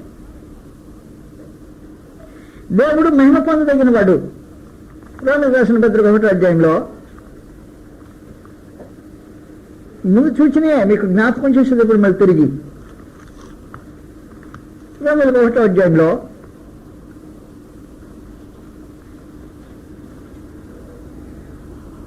20వ వచనము, ఆయన అదృశ్య లక్షణములు అనగా నిత్యశక్తి దేవత్వమును జగదుత్పత్తి మొదలుకొని సృజింపబడిన వస్తువు ఆలోచించమని దాటపడుతుందిగా వారు నిరుతులైనారు.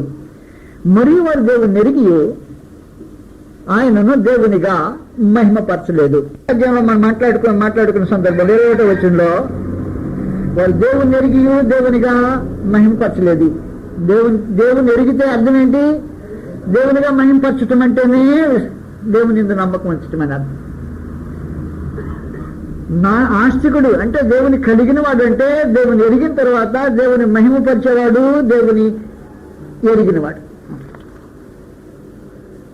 గంట గురించి మాట్లాడాం కాదు, దాని గంటలో చూసాం కాదు, నీవు ఆయన్ను గణపరచలేదు.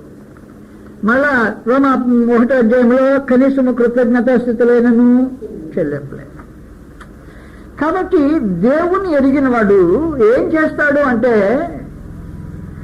దేవుని మహిమపరుచుతాడు, దేవుని ఘనపరుచుతాడు, దేవునికి కృతజ్ఞతాస్థుతులు చెల్లిస్తాడు. దాన్ని దేవుని ఎరిగినట్టుగా లెక్క. అలా ఎరిగిన మనుషుడు దేవుని ఎరిగినాడు అని రుజువు చేసుకోవటానికి తన క్రియలందు దేవుని ఎరిగినట్టుగా ప్రదర్శిస్తాడు. వారు దేవుని ఎరుగుదమని చెప్పుకొందురు గాని అసహ్యులను అవిధేయులను ప్రతి సత్కార్యము విషయంలో భ్రష్టులమునయుండి తమ క్రియల వలన దేవుని ఎరుగము అన్నట్టున్నారు. కాబట్టి దేవుని మహిమపరచుతూ, ఆయన ఘనపరచుతూ, ఆయనకు కృతజ్ఞతాస్తుతులు చెల్లించుతూ తమ క్రియల వలన దేవుని ఎరిగి ఉన్నాము అన్నట్టుంటే వారు దేవుని యందు అసలు దేవుని యందు విశ్వాసం ఉంచిన వారంటే వాళ్ళు దేవుని యందు విశ్వాసం ఉంచిన. ఇలాంటి ఈ 4 కార్యక్రమాలు ఎవరి జీవితంలో అయితే లేదో దానికి ప్రత్యేకించి కొత్త నిబంధనలో ఒక ఎక్స్ట్రా తొడిగేశాడు. ఏమన్నాడంటే క్రీస్తు బోధి అందు నిలిచిండక అని పెట్టి దాంతోపాటు తండ్రిని కుమార్ని అంగీకరించాలి అని సమాచారం తెలియజేశాడు. దేవుని ఎరగటము అంటే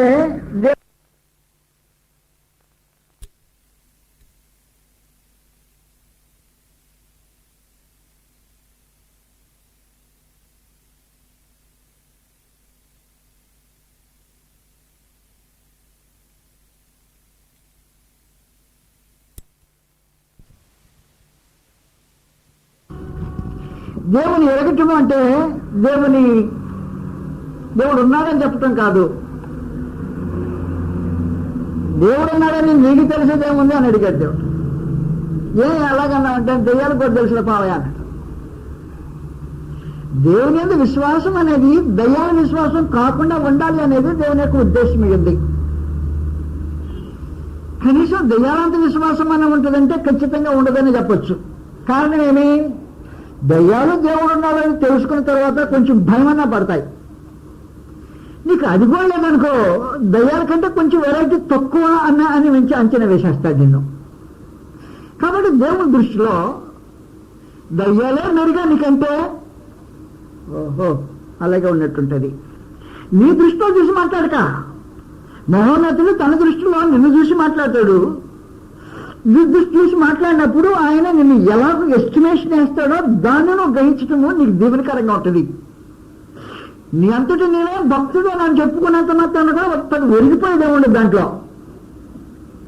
ఈ ఒరుగుళ్ళు మానేసి దేవుని మనసు ప్రకారము నేను కొలిస్తే, నేను చూస్తుంటే ఆయన ఎలాగో ఆలోచన చేస్తాడో అనే భావన లేనంత కాలము నీకు దేవునితో సరైన సహవాస బంధంగా ఉండేదానికి అవకాశం ఉండదు. మీకు తెలియదా యాకోబు పత్రికలో నేను చెప్పిపోయేది ఇప్పుడు తెలిసిందే కాదు, తెలిసిందో చదువుతాను ఎందుకైనా మంచిదని. యాకోబు పత్రికలో నీ విశ్వాసం ప్రక్కనే కట్టి పెట్టవయా అన్నాడు ఆయన. ఏం పెద్ద విశ్వాసం అని చెప్పుకోబోతావు, అదేం పెద్ద విశేషమా అని అడిగాడు. ఈ విశేషాలు నా దగ్గర కాదు, ఒక నీకు జల్లొచ్చు, లేకపోతే నీ పొరుగు వాళ్ళకి జల్లొచ్చు. అబ్బా భలే భక్తులే అని అంటే ఒకవేళ ప్రక్కన నిన్నంటే నువ్వు ఒప్పిపోతుంది వేరే సంగతే, అది దానికి నాకు సంబంధం లేదు అంటాడు ఆయన. మహాదేవుడు తన అందరూ విశ్వాసానికి ప్రత్యేకమైన కొలతలు పెట్టి ఆలోచన చేస్తాడు. 19వ వచనం 2వ అధ్యాయంలో దేవుడొక్కడే అని నువ్వు నమ్ముతున్నావు, అలాగ నమ్ముట మంచిదే. కానీ ఏముంది దాంట్లో ప్రత్యేకత? దయ్యములను నమ్మి వణుకుతున్నది. అప్పుడు నువ్వు నమ్మి వణుకుతున్నావా? నీకు వణుకుపోతా. నీకు వణుకుపోకపోతే ఎవరు శ్రేష్టం నీకంటే? దయ్యాలు శ్రేష్టం. కాబట్టి నేను అంచనా వేసి నేను చూస్తే నువ్వు భక్తులు అని అనుకుంటుంటే నా అంచనాలో దయ్యం కంటే కొంచెం తక్కువ అనుకుంటున్నాను అన్నాడు. నా దృష్టిలో నీవు దయ్యం కంటే తక్కువడివి అంటావు. ఏం కథ అంటేను దయ్యములు నమ్మి వణుకుతున్నాయి. నువ్వు నమ్మి వణికారా మనసులా? అప్పుడు ఎవరు బట్టి ఎవరికి శ్రేష్టమైంది? ఇద్దరిలో నమ్మి వణికేవాడా నమ్మేవాడా? నమ్మి వణికేవాడే కాదు, నమ్మి వణికేవాడు శ్రేష్టం అయితే దయ్యమే కదా నీకంటే శ్రేష్టమైంది అని. అందువల్ల ఈ లోకంలో ఉన్న విశ్వాసపు తీరు, భక్తి అనే దానికి పేరు మనం ఆలోచన చేస్తే గ్రంథం ప్రక్కన పెట్టి అది ఎక్కడ ఆవిరైపోతుందో నాకేం నిజంగా తెలియదు. దేవుడు నరుని చేసిన రోజున తను చేసిన తీరు నువ్వు ఆలోచన చేస్తే నీకు నాకు మధ్యలో ఎవరు ఉండకూడదు. దేవుని మీద విశ్వాసానికి సంబంధించినంత వరకు నీకు నీ దేవునికి మధ్యలో ఎవరో ఉండటానికి వీలుండదు. నీకు నీ దేవునికి కలిగిన నీ బాంధవ్యాన్ని బట్టి నీవు ఎవరితోనైనా సంబంధం కలిగి ఉండాలి తప్ప ఎవరితోనో కలిగి ఉండే బాంధవ్యాన్ని బట్టి నువ్వు దేవుడితో సంబంధం కలిగి ఉండడానికి వీలు లేదు అనే రూపంలో మనిషిని నిర్మించిన తొలిసారి మానవ నిర్మాణాలనే ప్రత్యేకించి మహాదేవుడు ఈ సంగతిని ఏర్పాటు చేసి పెట్టాడు. నేను చెప్పే సంగతి మీరు జాగ్రత్తగా అర్థం చేసుకోవాలా. నీవు నేనే, మన ఇద్దరమే. నీకు నేను ఫస్ట్, నన్ను బట్టి నీవెవరితోనైనా. అది దేవుని పూజించటంటే, అది దేవుని గౌరవించటంటే, దేవుని విశ్వాసం అంటే అది అని చెప్పాడు ఆయన. దేవుని విశ్వాసం అంటే అది. నీవు నేను మన ఇద్దరికి మధ్య సంబంధం, మన అగ్రిమెంట్ ప్రకారం. తర్వాత నువ్వెవరితోనైనా అభ్యంతరులా. కానీ నువ్వెవరితో పెట్టుకునే బాంధవ్యమైనా సరే నాకు నీకు కలిగిన బాంధవ్యం ప్రకారమైనదై అనుకూలమైనదై ఉండాలి. దీనికి అనుకూలం కాని బాంధవ్యము నాతో నీకుండే విశ్వాసానికి సంబంధం లేదు సరి కదా. నేను నీకు దేవుణ్ణి కాదు, నువ్వు నాకు ప్రజవు కాదు. నేను ఏదంటే వాళ్ళకు మీ దగ్గర మిమ్మల్ని తీసుకెళ్ళిపోయి అసలు ఆదిలో మానవం చేసిన రోజున మహోన్నతుల దేవుడు అతని దగ్గర నుంచి ఏమి ఎదురు చూచాడో ఆ సంగతి మీకు తెలియజేస్తే అది నిజంగా దైవ మానవుల సహవాస బాంధవ్యానికి ఉండవలసిన మొదటి లక్షణం. ఆదికాండము 2వ అధ్యాయం. మహోన్నతుల దేవుడు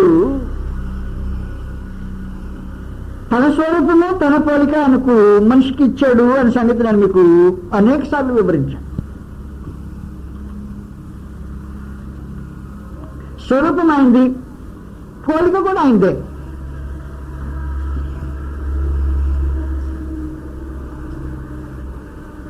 చేసి అయిపోయిన తర్వాత నీకు నాకుండే బాంధవ్యము స్థిరంగా నిలవాలంటే నేను నీకు ప్రధానమైనదై ప్రధానమైన వాడినై నా మాటే నీకు ప్రధానమైనదై ఉండాలి. నువ్వు నన్ను పూజిస్తున్నావు లేదు ఆరాధిస్తున్నావు అంటే అర్థం ఏంటంటే నా మాటే నీకు.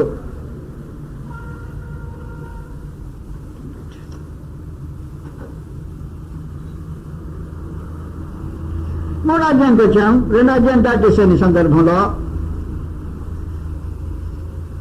వాస్తవానికి తనకు సాటి అయిన సహాయాన్ని కోరి ఇచ్చింది మహోన్నతుడే. ఇది మనిషి యొక్క ఇన్వెన్షన్, అంటే ప్రత్యేకించి మనుషుడు తను కోరుకొని ఎన్నుకొని ఏరుకొని చేసుకున్న ఏర్పాటు కానే కాదు. మనిషితో పాటు సాటిగా సహాయం ఉండాలని, అది కేవలము తన ఎముకల నుండి వచ్చిన ఎముక మాంసంలోని మాంసమై ఉండాలని, తాను నారి అయి ఉండాలని, ఈ బాంధవ్యంలో వాడు బ్రతకాలని దేవుడు ఉద్దేశించిన మాట వాస్తవమే. కానీ ఈ బాంధవ్యం అయినా నాతో నీకుండే దానికి మధ్యలో దాన్ని అది వచ్చి దీన్ని కత్తిరించకూడదు అని దేవుడు కోరుకుంటున్నాడు. మూడో అధ్యాయంకి వచ్చాం.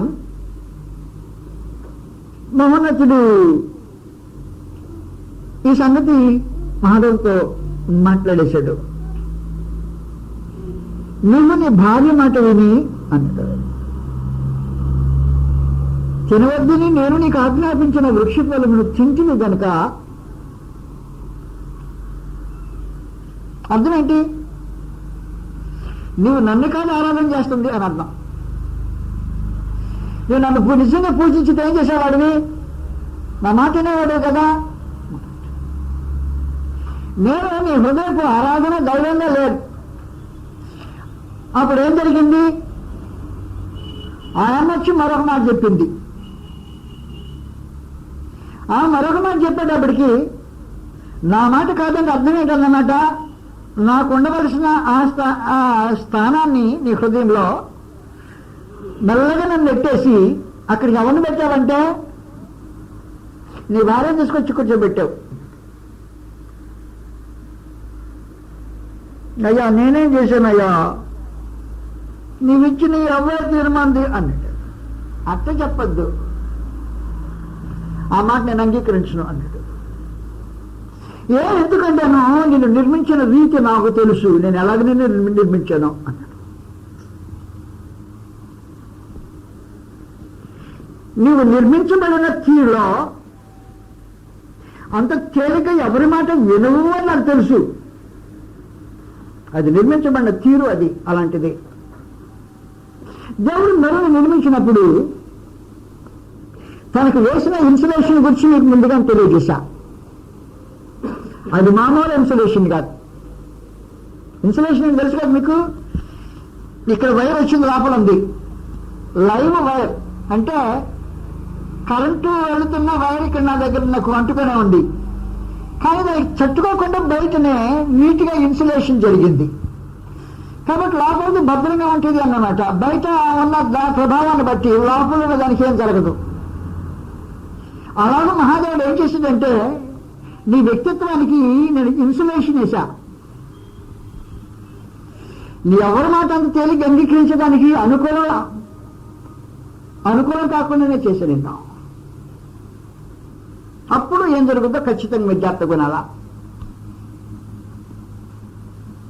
ఇప్పుడు దాహం ఉంది. దాహంలో ప్రత్యేకించి పంచేంద్రియాలు ఉన్నాయి. జ్ఞానం ఎలా వస్తుంది మనకి? ఎలా వస్తుంది? జ్ఞానేంద్రియంలో వస్తుంది. కంటికి కనిపించినవి చెవితో పట్టొచ్చు,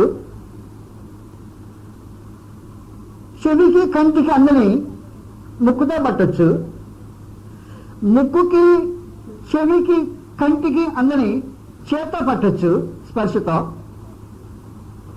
అని చెప్పేది మీకు అర్థమవుతుంది. ఈ పంచేంద్రియాలు అవన్నీ కాకపోతే నాలుగుతోనైనా పట్టచ్చు. చేత్తో తాత అన్న రుచి తెలియలా, ముక్కుతో చూసినా కానీ అసలు నిజమైన అదేనా కనబడలా, చెవికి ఎడిదిరిగా అందలా, నాలుగే ఖచ్చితంగా టేస్ట్ చేస్తుంది. కాబట్టి వాస్తవానికి మనుషులకు ఈ పంచేంద్రియముల వలన జ్ఞానము లభిస్తుంటది. ఈ ఇంద్రియముల వలన లభించే జ్ఞానము నేరుగా మనసుకి వెళ్తుంది. రిపోర్ట్ అన్నమాట మనసుకి ఇస్తారు. మనసు తీసుకెళ్ళి అసలు అధికారికి ఫీడ్ చేస్తుంది అన్నమాట.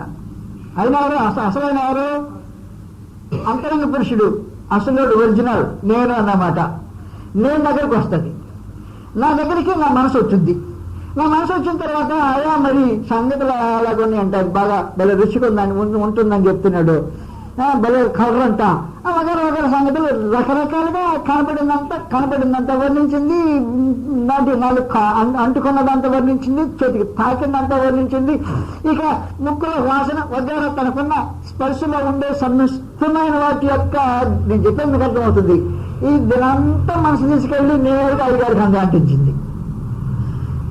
మనసు అంటించిన తర్వాత యజమాని కూర్చొని ఆలోచన చేశాడు. గెట్అవుట్ అను. ఎవరంది గెట్అవుట్ అని? భలే ఉందంటే అంటేనే ఉంది మన దేహం. భలే ఉంటుందో ఉందో దేహం అంటున్నా, అది గెట్అవుట్ అనేటప్పటికి ఏం చేయడానికి అవకాశంగా. అదే కదా ఇప్పుడు జరుగుతుంది. ప్రసంగం కరెక్టే, బాగానే ఉంది, సత్యంగా చెప్తున్నాడు అన్నట్టుంది. అంగీకరించుకో కదా, ఆ అయ్యగారి దగ్గర పెట్టేటప్పుడు గెట్అవుట్ అంటున్నాడు. నేను చెప్పేదాన్ని మీకు అర్థం కావట్లేదా? అది సంగతి. అందువలన మీరు వినంగానే పడిపోతారని పడిపోయానంటే ఒప్పుకోడైనా. ఎందుకంటే వినంగానే అనికి పడితే కదా నువ్వు. ప్రతిదాని వినంగానే పడితే పోనీ వినంగానే పడిపోతాడు వాడు, అందుకని పాప అదే మాట వినంగానే పడిపోయాడు అనుకుంటాను. అలా కాదు. నువ్వు పడిపోవటానికి దాన్ని ఆరాధించే మనసు కలిగిన వాడు పోయి ఉండాలా. అది దేవుడు కోరేది. అందులో ఒకదాన్ని ముందుగా ఉండే దాన్ని నెట్టివేసి దాని స్థలంలో మరొకటి రావాలంటే అది మారు మనసు పొందేది అయి ఉండాలా. నేను చెప్పే నీకు అర్థమైంది. మారు మనసు అంటే అదే కాదు, నీ మనసులో ఇంతకు ముందు ఉన్న భావాన్ని నెట్టివేసి కొత్త భావాన్ని ఎక్కేసుకోవటం మారు మనసు. అంటే తేలికైన సంగతి కాదు. అంత తేలికైన సంగతి అయితే ప్రసంగం అంటే అందరూ వందల వేల మంది మారిపోతుండ్రు. ఎత్తులు మారట్లేదు, మారు. ఎందుకంటే నేను అనేకమైన వినాలయా, నేను కొత్తగా ప్రసంగం వెళ్ళిపోతున్నా. అనేక మంది మేధావులు, మహాభక్తులు, మహామావులు అంత మాట్లాడిన అందరి భాషలు నేను నా చెవులో విన్నయా. ఇప్పుడు తిరిగి ఎందుకేమంటావంటే వద్దన్నా. అది లోపల వద్దంటే నీవు ఒప్పించదగిందైనా, నీకు చెవులకు రమ్యంగా వినిపించేది, ఎలా కనిపించేదైనా లోపల వద్దనేటప్పటికీ అది క్యాన్సిల్ అయిపోయింది. దట్ట. కాబట్టి లేదయ్యా నీవు ఇచ్చిన అవే ఆ పండ్లు తీసుకొచ్చి ఇంకా నేను తిన్నానంటే ఒప్పుకుంటాడు ఆయన. సరే అంత తేలిక చేయలేదు నేను మనిషిని అనేసాడు. అంత తేలిక చేయలేదంటానికి మనలో కూర్చున్న ప్రతి ఒక్క వ్యక్తి ఎవరికి వారే రుజువు ఉన్నారు. మనం విన్నదంతా నిన్నవాళ్ళం కాదు, నమ్మిందనే హంతటికి జీవితాన్ని మార్చుకునే వాళ్ళము. అంతకంటే కాదు, ముందు లోపల ఉన్న సీట్ని తొలగించి ఆ సీట్లో మరొకరిని కూర్చోబెట్టడం అంటే అది చిన్న సంగతే కానే కాదు.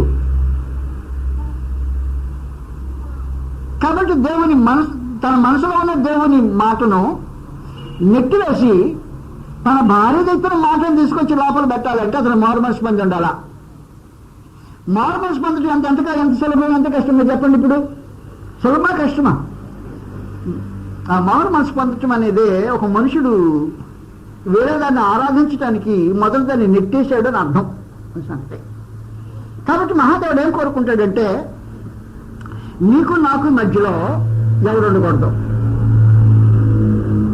నా మాట నీకు ప్రధానం,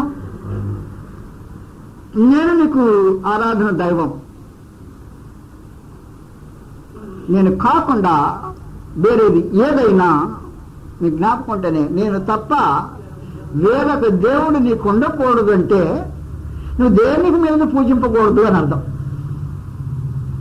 ఆ ఆజ్ఞలో ఈ సంగతి అంతా ఆయన గుప్తం చేసి నేను తప్ప వేరొక దేవుడు నీకు ఉండకూడదంటే నీ బాహుబలము నీకు దేవుడే ఉండకూడదని చెప్పక్కర్లా, నీ కడుపు నీకు దేవుడే ఉండకూడదని చెప్పక్కర్లా, నీ ధనము నీకు దేవుడే ఉండకూడదని చెప్పక్కర్లా, నీ మూర్ఖత నీకు దేవుడే ఉండకూడదని చెప్పక్కర్లా. నేను తప్ప వేరొక దేవుడు నీకు ఉండకూడదంటే నీ భార్య మాట వినకూడదు అని చెప్పక్కర్లా. కనుక దేవుని అందుడి విశ్వాసమే దేవుడు నంబర్ 1, ఆయన మాట నంబర్ 1. దేవుడు అలా కోరుతున్నాడు మనిషి దగ్గర నుండి. దాన్ని ఆరాధన అంటాడు, దాన్ని మహింపరచడం అంటాడు, దాన్ని ఘనపరచడం అంటాడు. అలా చేసే మనుషుడు కృతజ్ఞతాస్తులు చెల్లిస్తాడు. దేవా నీ ఉపకారమునికై స్తోత్రము అంటాడు. వాస్తవానికి దేవా నా భార్య తినమని నన్ను ఎంతో ప్రోత్సహించింది, కానీ నీ మాట ఏందో నిలిచి ఉండటానికి నాకు మనసు ఇచ్చినందుకు నీకు స్తోత్రము అనాల్సింది. నేను చెప్పే పాయింట్ మీకు అర్థమైంది. నీ మాట వినడానికి నాకు మనసు ఇచ్చినందుకు నీకు స్తోత్రము అనాల్సింది. అప్పుడు ఆయన ఆరాధనకు పాత్రుడు, దేవుడు ఆరాధన పొందుతున్నాడు అని అర్థం. దాన్ని అలా పక్కన పెట్టేసి మహోన్నతుడు దేవుని స్థలంలో మరొక వ్యక్తిని లేదా ఒక్కొక్క మాటను పెట్టిన వెంటనే పూజింపబడేవాడు, మహిమపరచబడేవాడు దేవుడు కాదు అయిపోయింది. ఆయన మాట ఆయన నమ్మేదే. ఆయన మాట నమ్ముకుంటే నువ్వు ఎప్పుడైనా బాగుపడతావా? దేవుడి మాట నమ్ముకున్నవాడు ఎప్పుడు బాగుపడినాడు నాకు కనబడలా అనేది ఈ రోజున మానవ తత్వం. ఆయన గ్రంథం నమ్ముతావా? గ్రంథం నమ్మి జీవితం ఎవడే అలాగే జీవించేది. అవన్నీ పెట్టుకునే కార్యక్రమం లేదు. లోకంలో ఎలాగో నైపుణ్యంగా వెళ్ళిపోవాలా. హత్యక హత్యింపక ఎస్కేప్ అయి తిరుగువాడు ఎక్స్పర్ట్ సుమతి అన్నాడు. ఆ తమాషా చెప్తాడు, ఏం చేయలేదు. హత్య కంటే తెలుగులో పద్యం అది నాకు రాలేదు ఇప్పుడు ప్రస్తుతం అని ఆయన చెప్పిన మాట జ్ఞాపకం వచ్చింది. నొప్పింపక తానవ్వక, తాను ఇతరులు నొప్పించకూడదు, ఇతరులు తనను కూడా నొప్పింపకూడదు, తప్పించుకుంటూ తిరుగుతూ ఉండాలా. వాడు ఎక్స్పర్ట్ అనేది ఈ లోకం యొక్క తత్వజ్ఞానం. ఆ తత్వజ్ఞానంతో మనుషుడు బ్రతుకుతూ నైపుణ్యంగా జీవించడం అనేది అదే జీవితపు విజయం, సక్సెస్ అంటాడు. ఏం సక్సెస్ అంటాను? నేను ఎవరిని బాధించను, నన్ను ఎవరిని బాధించనివ్వను, నేను మాత్రం ఏదైనా పరిస్థితి తప్పించుకొని వెళ్ళిపోతుంటాను, విజయం సాధిస్తుంటాను. విజయం అది లోకం. మహోన్నతుడు అన్నాడు అలా లోకజ్ఞాని నాస్తికుడు అంటే లోకజ్ఞాని నాస్తికుడు చెప్పేసాడు ప్రత్యేకించి మొదటి యోహాను పత్రికలో. లోకమునైనను లోకంలో ఉన్న వాటినైనను, మొదటి యోహాను పత్రిక 2వ అధ్యాయము 15వ వచనం నుండి, లోకమునైనను లోకంలో ఉన్న వాటినైనను ప్రేమింపకుడి, ఎవడైనా లోకమును ప్రేమించిన తండ్రి ప్రేమ, మొదటి యోహాను పత్రిక 2వ అధ్యాయము 15వ వచనం. తండ్రి ప్రేమ వానిలో ఉండదు. ఏమనగా లోకములో ఉన్నదంతా శరీరాశయు నేత్రాశయు జీవపు డబ్బమును తండ్రి వల్ల పుట్టినవి కావు, లోక సంబంధమైనవే అంటావు. వ్యత్యాసం చెప్పాడు. నీ లోక జ్ఞానము నువ్వు భక్తిని ఏమన్నాను కానీ ఈ లౌకికమైన జ్ఞానమే నాస్తికత్వము అన్నాడు. లౌకిక జ్ఞానము నాస్తికత్వం, అది నాస్తికత్వం అంటే. కాబట్టి లౌకిక జ్ఞాని నాస్తికుడు. తన జ్ఞానము దేవునికి విరోధంగా ఆలోచనలు నడిపించేది. ఇక నేను లోక స్నేహం గురించి చెప్పాల్సిన అవసరం ఉందా? నాస్తికులకి చెప్పాల్సిన అవసరమే లేదు. దేవుని గిట్టుబాటు కాని పని రెండుని కలిపి నడిపించడాలని నీ ఎక్స్పర్టీ అంటే నీ నైపుణ్యం. లోకాన్ని దేవుని కలిపి నేను ఎలాగైనా జత కూర్చి రెంటిని తాగుతాను అదే ఆలోచన దేవుడు నాస్తికత్వం అన్నాడు. దేని కలపలేదంటే దేవుని ఒక ప్రక్కన నీ బండికి కాడికి దేవుని కట్టి రెండో ప్రక్కనే లోకాన్ని కడితే అది తోలే బండి కాదు. లోకం అంటేది నేను భలే జోరుగా మాతో కట్టు పర్వాలేదు అంటది. దేవుడు అంటాడు కట్టడానికి నేనైతే కదా అంటాడు ఆయన. అందువల్ల నాస్తికత్వానికి ఈ లోక స్నేహానికి కూడా దేవుడు నాస్తికత్వమే అన్నాడు. నీ ఫ్రెండ్ ఎవరు నీ friend? Tell me your friend and I tell you who you are. నీవెవరు? నీ ఫ్రెండ్ ఎవరు చెప్పు. నువ్వెవరో నేను చెప్తాను. నా ఫ్రెండ్ లోకమయ్యా, అప్పుడు నాకు తెలుసు ఎవరు. నా ఫ్రెండ్ దేవుడయ్యా, మీ ఫ్రెండ్ దేవుడు అయితే లోకం స్నేహంగా ఉండటానికి అవకాశం ఉండే కదా? ఖచ్చితంగా కాదన్నమాట. అందువల్ల నాస్తికత్వం అనే దానికి లోకం ఇచ్చే నిర్వచనం దయచేసి ప్రక్కన పెట్టేద్దాం. మన భావాల నుండి ఆలోచనని సంపూర్ణంగా ప్రక్కన పెట్టేద్దాం. ఈ రోజు ప్రత్యేకమైన తీర్మానానికి రాగలిగితే నాస్తికత్వం అంటే నాకు సరిగ్గా అర్థం కాలేదు. కానీ ఈ రోజున గ్రంథం ప్రకారం నాస్తికత్వం చూస్తే నాకు అనుమానంగా నేను కూడా నాస్తికున్నయ్యే లాగే ఉన్నాను అనే ఫీలింగ్ వచ్చింది అనుకో, మంచిదే, గొప్ప సంగతి అది. ఆ ఫీలింగ్ రాలేదనుకో నీ దగ్గర యథార్థత రాకుండానే పోవచ్చు. You may not be honest with your self.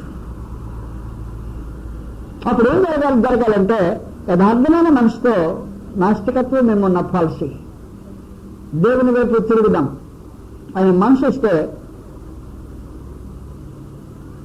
ఖచ్చితంగా సరిగ్గా ఆలోచన చేస్తున్నట్టు అర్థమైంది.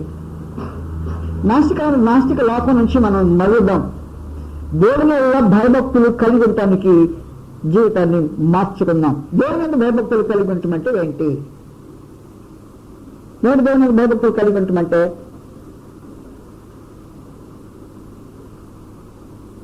చెప్పండి. దేవుని మీద భయభక్తులు కలిగి ఉండటమంటే ఏంటి? దేవుని మీద భయభక్తులు కలిగి ఉండటమంటే ఏంటో ఈసారి వస్తాను చూసావు, అప్పుడు ఆలోచన చేద్దాం. నాస్తికత్వాన్ని ప్రక్కనిట్టేద్దాం. మన హృదయాల్లో తెలియక గూడు కట్టుకున్న అజ్ఞానం అంతటిని బయటికి నెట్టివేసి మౌనతుడు దేవుడు తను కోరుకున్నట్టు నీకు నాకు మధ్యలో అదను హవ కూడా అడ్డు రాకూడదు.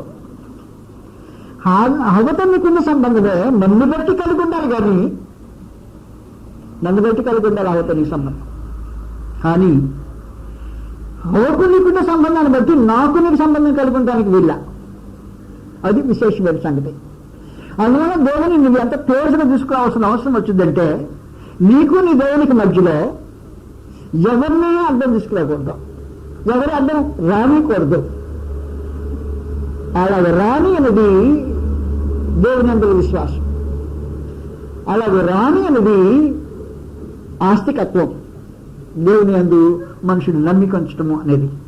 సంగతిని దేవుని అందు భయభక్తులు కలిగి ఉండటమంటే ఏంటో ఆ సంగతులు ఈసారి మనం మధ్యాహ్నం సాయంత్రం కూడినప్పుడు ఆలోచన చేస్తాం. నమస్కారం.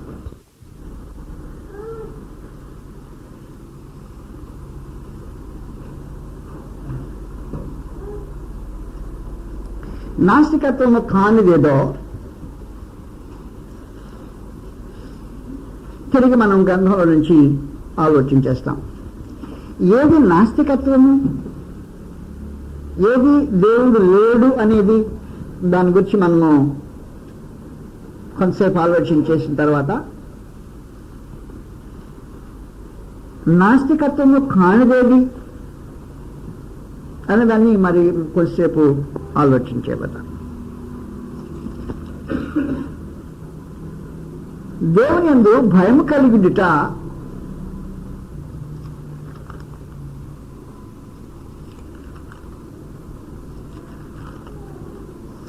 సంపూర్ణమైన మాట కాదు. భయం అనేది పాక్షికమైంది, అంటే ఒక భాగానికి సంబంధించింది, సంపూర్ణమైంది కాదు. దేవుని యందు భయము కాకుండా దేవుని యందు భయము భక్తి కలిగి ఉండాలి. దాన్ని భయభక్తులు అంటారు. భయము అనేక సార్లు శిక్షకు సంబంధించింది. దేవుడు శిక్షిస్తాడు అనే భావన దేవుని యందలి విశ్వాసానికి పరిపూర్ణమైన అర్థం కాదు. దేవుడు ఉన్నాడు వాస్తవమే, దేవుడు శిక్షిస్తాడు కూడా వాస్తవమే. దేవుడు శిక్షిస్తాడు అనే భావన దేవుని గురించిన సరైన అవగాహనతో కూడిన భావన కాదు. దేవుడు శిక్షిస్తాడు, కరెక్ట్. కానీ దేవుడు కేవలము శిక్షించేవాడు మాత్రమే కాదు. శిక్షించేది అనే దేవుని యొక్క కార్యక్రమం ఇక దేవుడు ఏది గత్యంతరం లేకపోతే చేసే చివరి పని, ద లాస్ట్ రిసార్ట్, ఆఖరిని ఇక ఆయన చేయదలుచుకుంటే. ఆయన ప్రేమించి కృప చూపి రక్షించడానికి సమస్త ఏర్పాట్లు చేసి దీర్ఘశాంతం వహించి కనిపెట్టి ఆయన దీర్ఘశాంతాన్ని మనుషుడు తృణీకరించితే, ఒక మనుషుడు పాపం పండిపోయిన తర్వాత గత్యంతరం లేకుండా దేవుడు చేసే కార్యము శిక్ష విధించటం. కాబట్టి ఆఖరి పనిని తీసుకొని మొదలు పెట్టి దేవుడంటే నాకు భయము అంటే, ఎందుకు భయము, అమ్మో ఆయన శిక్షిస్తాడు అనే భావం చెప్తే దేవుని అందు విశ్వాసం ఉన్నట్టు కాదు, దేవుని నమ్మినట్టు కాదు. చెప్పాడు కదా ఆయన, దయ్యములను నమ్మి వణకుచున్నది. భయము శిక్షకు సంబంధించిన భయం, శిక్షిస్తాడు అనే భయం, రక్షించడానికి ఇక అవకాశము కోల్పోయాము అనే స్థితిని గ్రహించిన భయం. అందువల్ల భయము అనేది సంపూర్ణమైన పదం అయ్యేదానికి అవకాశం ఉండదు. దేవుని మీద విశ్వాసము మనుషులకు కేవలము భయము పుట్టించదు. దేవుని మీద విశ్వాసము, దేవుని మనిషి నమ్మితే అది అతనికి భయభక్తులు కలిగిస్తుంటది. భయముతో కూడిన భక్తి, భక్తితో కూడిన భయము. వాస్తవానికి అది భక్తితో కూడిన భయము శిక్షిస్తాడనే భయం కాదు, ఆయన ఉగ్రుడు అనే భయం కాదు, ఆయన కోపిష్టి అనే భయం కాదు. దేవుడు నా గౌరవమునకు పాత్రుడు అనే భయం, నీ గౌరవమునకు పాత్రుడు అనే భయం వేరే, అమ్మో శిక్షిస్తాడు అనే భయం వేరే. మనుషులు దేవుని యందు విశ్వాసంతో ఆయన యందు భయభక్తులు కలిగి ఉన్నటువంటి ఏంటో నేర్చుకోవాల్సిన అవసరం అంట. సామెతల గ్రంథంలో విశ్వాసానికి సంబంధించిన భయభక్తి ఎంత ప్రశస్తమైందో, అది ఎంత జాగ్రత్తగా ప్రయాసపడితే వస్తుందో వివరించాడు జ్ఞాని. ఈ సంగతులు మనము సామెతల గ్రంథము 2వ అధ్యాయంలో చదువుతాం. దేవుడు అంటే ఒక మనిషి యొక్క నమ్మకం, ఆయన యందు భయభక్తులు పెంచుతుంది. భయభక్తులు పెంచేది విశ్వాసం అన్నమాట. దేవుడు అంటే నువ్వు నమ్ముతున్నావు అన్నమాట. 2వ అధ్యాయం మొదటి నుండి, నా కుమారుడా, నీవు నా మాట అంగీకరించి నా ఆజ్ఞని యొద్ద దాచుకుని ఎడల, జ్ఞానమునకు నీ చెవి యొగ్గి హృదయపూర్వకముగా వివేచన అభ్యసించిన ఎడల, తెలివికై మొరపెట్టిన ఎడల, వివేచనకై మనవి చేసిన ఎడల, వెండిని వెతికినట్టు దాన్ని వెతికిన ఎడల, దాచబడిన ధనమును వెతికినట్లు దాన్ని వెతికిన ఎడల, యెహోవా యందు భయభక్తులు కలిగిందిట ఇట్టిదో నీవు గ్రహించదవు. నీకేం తెలియాలంటే దేవుని యందు విశ్వాసమే ఒకని భయానికి నడిపించకూడదు. దేవుని యందు విశ్వాసమే ఒకని భయభక్తికి నడిపించాలా. భయభక్తికి నడిపించాలంటే ఊరికనే జరిగే కార్యక్రమం కాదు, అది ఊరికనే జరిగే కార్యక్రమం కాదు. మీరేమనుకుంటారు నాకు తెలియదు. నాకు ఉన్న గంటల్లో, లేదు నాకు అనుగ్రహించే కాలంలో, రోజుకి 24 గంటలు అనుకో సపోజ్లో, దాంట్లో 24లో కనీసం ఒక 20 గంటలైనా